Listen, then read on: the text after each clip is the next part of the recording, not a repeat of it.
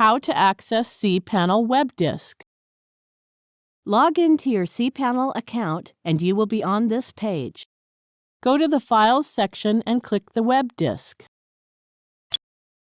Scroll down to the table Manage Additional Web Disk Accounts. It enlists the web disk accounts you have created. Click the Configure Client Access. There are options for different operating systems. Select the one which you use. Click Download Configuration Script. The browser takes some time to download the configuration script. Double-click the script to run it.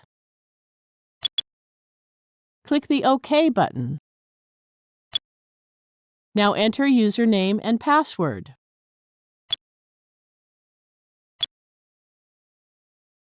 Click OK. We have successfully mounted the web disk. We can treat it as any disk on a computer. There are already files and a folder on the web disk to show as an example.